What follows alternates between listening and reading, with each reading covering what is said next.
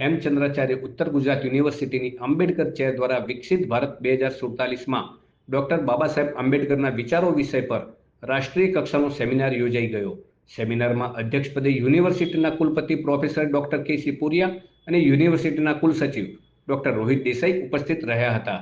સેમિનારના મુખ્ય વક્તા તરીકે ડોક્ટર વિજયભાઈ ઝાલા તેમજ યોગેશભાઈ પારેખ ઉપસ્થિત રહી પોતાના વક્તવ્યમાં આ દેશના વિકાસમાં સંતો, મહંતો તેમજ સમાજ સુધારકોના યોગદાનને નકારી શકાય તેમ નથી.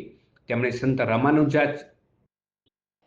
સંત રામાનુજાચાર્યથી માંડી સ્વામી વિવેકાનંદ, જવાહરલાલ નહેરુ, લાલ બહાદુર શાસ્ત્રી તેમજ સાંપ્રત સમયમાં કાર્યરત વડાપ્રધાન શ્રી નરેન્દ્રભાઈ મોદીના કાર્યોની યાદ અપાવી વર્તમાનમાં પણ સ્વામી વિવેકાનંદ, ડોક્ટર બાબા સાહેબ આંબેડકર અને ડોક્ટર હેડગેવારજીનું યોગદાન ભૂલી શકાય તેમ નથી.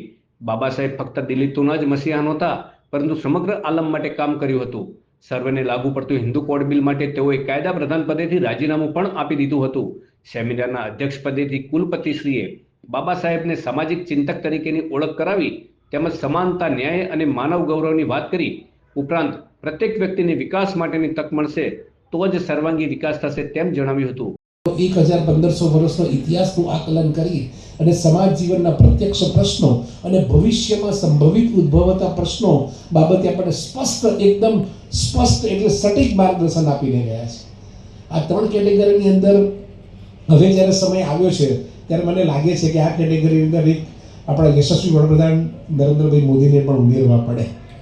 સમગ્ર સેમિનારનું આયોજન આંબેડકર ચેરના કોઓર્ડિનેટર ડોક્ટર જય ત્રિવેદી અને આંબેડકર ચેરની ટીમ દ્વારા કરવામાં આવ્યું હતું.